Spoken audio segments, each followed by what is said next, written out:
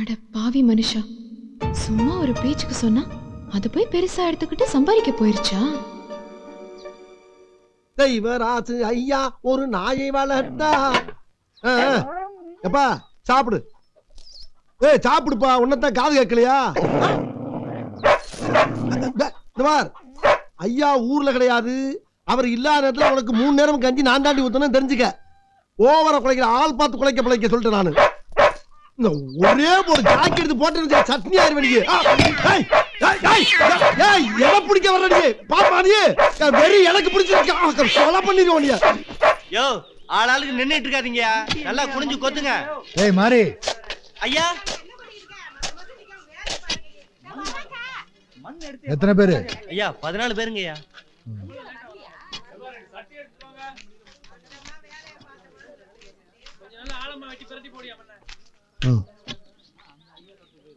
நாளைக்கு எல்லாருக்கும் என்ன ஜோலிங்க கொடுக்கறது?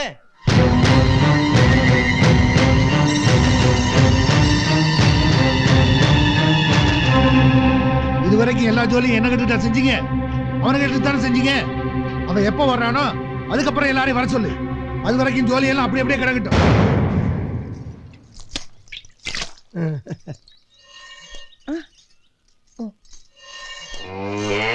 லட்சுமி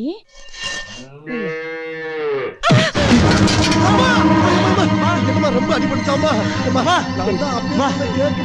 என்னங்கம்மா ஆச்சு? ஐயா அம்மா மாடு வாங்கிருச்சியா?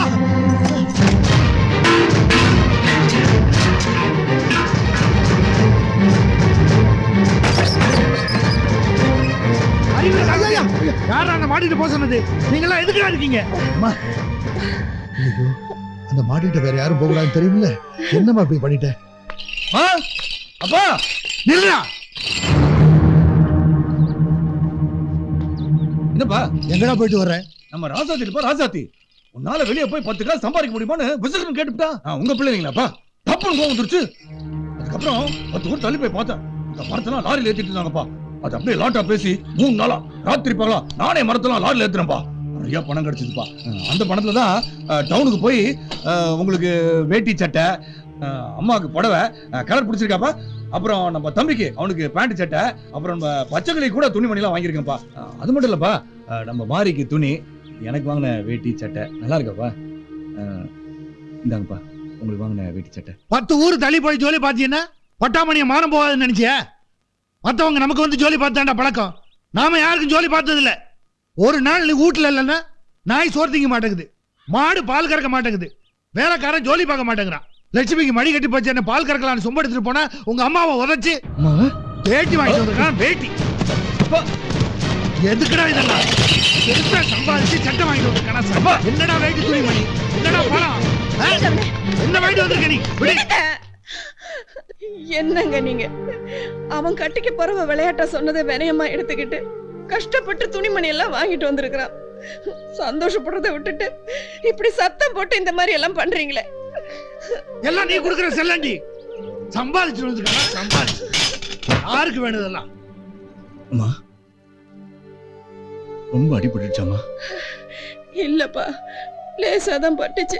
அதுக்கு போய் பெருசா காபரா பண்ணிட்டு இருக்காரு. அதெல்லாம் ஒண்ணும் இல்லம்மா, மாடு உங்களை வச்சனால்தான் அப்பா அப்படி திட்டிட்டு போறார். இல்லாட்டி ரொம்ப சந்தோஷப்பட்டிருப்பாருமா. வாமா.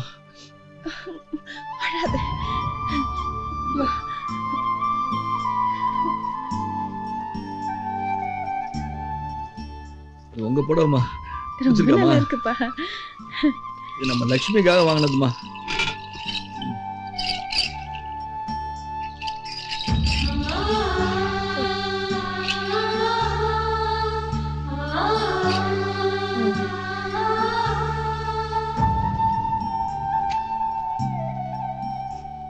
ஏன்பா, என்னப்பா சட்டை கட்டுற? முதல்ல நீ சம்பாதிச்சு வாங்கி இருக்கிற, ஒரு நாளைக்காவது அது உடம்புல இருந்திருக்கலாம். நான் தச்சு தந்திருப்பேன்ல. அப்பாவுக்கு பிடிக்கல, வேண்டாமா.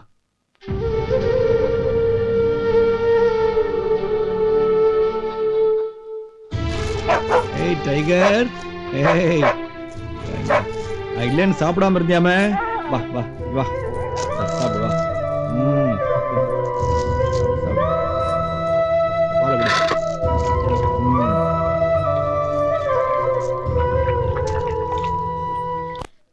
இந்த சாப்பாட மாமாவுக்கு யார்கிட்ட கொடுத்து அனுப்பலாம்? ஏய், ஏய், ஏய், ஏய், எங்க போற?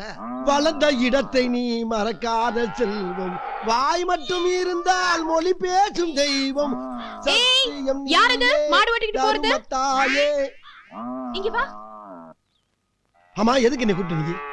என் புருஷனுக்கு சாப்பாடு கொடுக்கணும். எவன் உன் புருஷன்? தெய்வராசு. என்னதாயி? தெய்வராசு உங்க புருஷரா?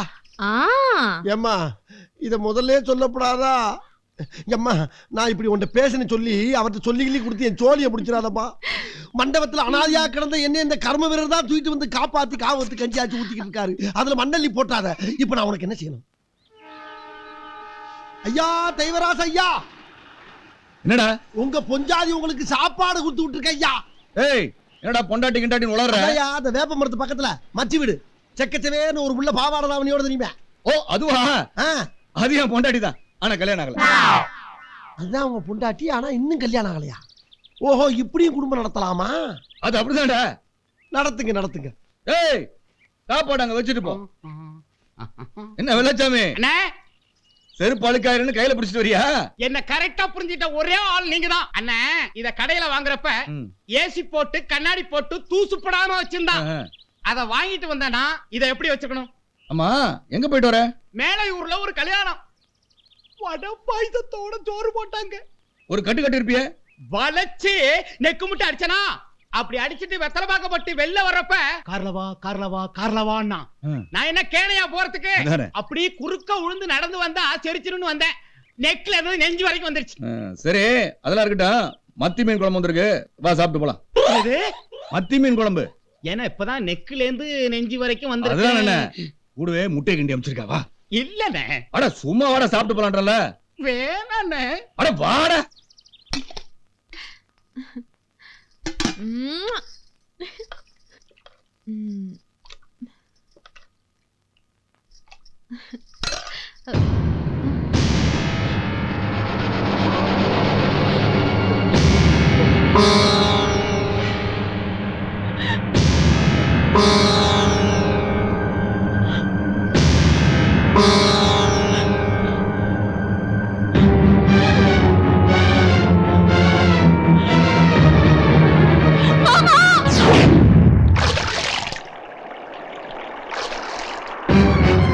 யாராவது வாங்களே, யாராவது வாங்க.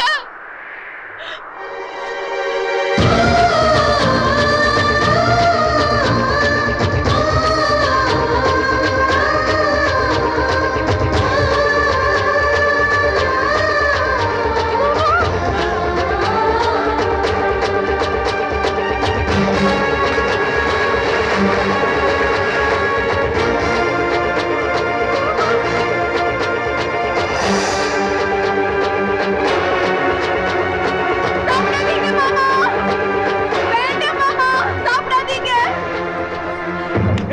மாமா, சாப்பாடுல விஷம், பல்லி விழுந்துருச்சு. ஐயோ, மகமாயி மகமாயி, நல்ல வேளை சாப்பிடறதுக்கு முன்னாடியே தடுத்தாச்சு. என்ன மன்னிச்சிருங்க மாமா.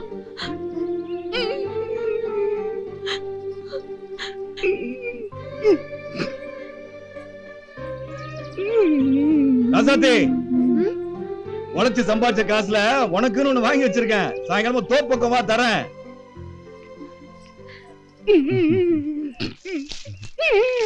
என்னடா சும்மா போன இல்ல சாப்பிட கூப்பிட்டு விஷத்தை கொடுத்து கொல்ல சரி விடுற, அதுக்கு ஏன்டா கவலைப்படுற?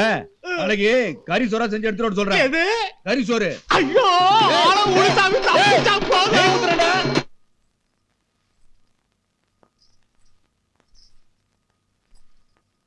நில்லு. என்ன தைரியம் இருந்தா வீட்டு வாசப்படியை தாண்டி வயல் வரைக்கும் போயிட்டு வந்திருப்ப. நம்ம குடும்ப வழக்கப்படி வயசு பொண்ணுங்க வீட்டு வாசப்படியை தாண்ட கூடாது தெரியாது உனக்கு? ஊரே வேடிக்கை பார்க்குற அளவுக்கு தெருவெல்லாம் கத்திக்கிட்டு ஓடி இருக்க. உனக்கு என்ன பைத்தியங்கித்தியம் பிடிச்சிருக்கா? இல்லன்னு மாமாவுக்கு கொடுத்து அனுப்பின சாப்பாடுல பல்லி விழுந்துருச்சு. குழம்புல பள்ளி விழுற அளவுக்கு அப்படின்னா அலட்சியம். அப்படியே இருந்தாலும் யாரையாவது அனுப்பி தடுக்க வேண்டியதானே? நிறுத்துற. நானும் அப்ப இருந்து பாத்துட்டு இருக்கேன், சும்மா அவளையே கத்திட்டு இருக்கேன். இன்னைக்கு அவன் மட்டும் போய் தடுக்கலன்னு வச்சுக்கோ, நம்ம குடும்பத்து மேல எல்லாம் கொலைப்பழி வந்து விழுந்திருக்கும். அப்படியே பார்க்க போனாலும் யார பார்க்க போனா? அவ கட்டிக்க போறவரை தானே பார்க்க போனா. நீ வாங்க.